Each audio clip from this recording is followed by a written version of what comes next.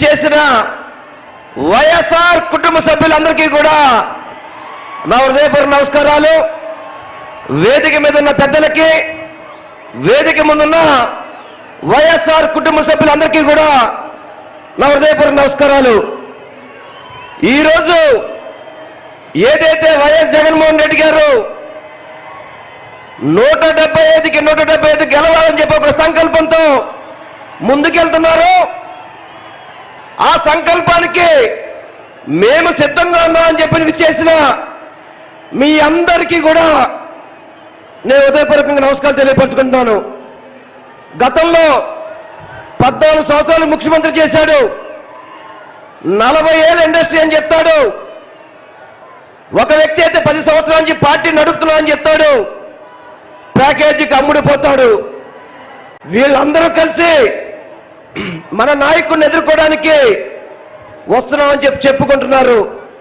కానీ మన నాయకుడు ఒకటే చెప్తాడు, 175 నియోజకవర్గాల్లో మీకు మంచి జరిగితేనే నాకు ఓటేయండి అని చెప్పిన ఏకైక నాయకుడు మన జగన్మోహన్ రెడ్డి గారు అని చెప్పి అందరికీ కూడా తెలియపరచుకుంటున్నాం. ఇంతవరకు చంద్రబాబు కానీ పవన్ కళ్యాణ్ కానీ అభ్యర్థుల పేరు చెప్పడానికి భయపడతారు. ఈరోజు మన ముఖ్యమంత్రి అధికారంలో ఉండి ఏ మాత్రం కూడా ఎక్కడ ఎటువంటి ఇబ్బంది లేకుండా 175 గెలుపు లక్ష్యంగా ఈరోజు ముందుకెళ్తున్నాడు. గతంలో చంద్రబాబు పరిపాలనలో ఏ ఒక్క ప్రజాప్రతినిధి సరే ప్రజల వద్దకు వెళ్ళడం జరిగిందా అని చెప్పని మనందరం కూడా ఆలోచించాల్సిన అవసరం ఉంది. ఈరోజు 175 నియోజకవర్గాల్లో ఎమ్మెల్యేలు కావచ్చు, ఎంపీలు కావచ్చు, ప్రతి ఒక్కళ్ళు వెళ్ళి జగన్మోహన్ రెడ్డి గారు ఇచ్చిన పథకాలు వస్తున్నాయా లేదని చెప్పి అడిగితే ప్రజల నుంచి చక్కటి ఆశీర్వాదం వస్తుంది.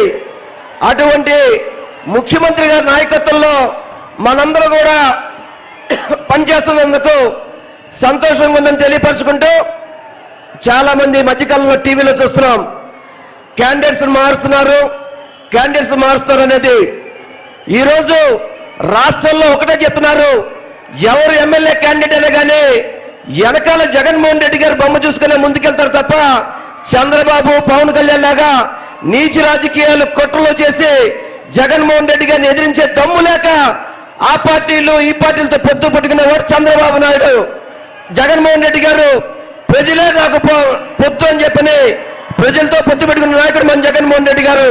అటువంటి నాయకుడు సారథ్యంలో మనందరం కూడా ప్రయాణిస్తున్నందుకు సంతోషంగా తెలియపరచుకుంటూ, ఈ కార్యక్రమాన్ని ఇంత చక్కగా విజయవంతం చేసిన ప్రతి ఒక్కరికి కూడా నేను హృదయపూర్వకంగా నమస్కారాలు తెలియపరచుకుంటూ సెలవు తీసుకుంటున్నా.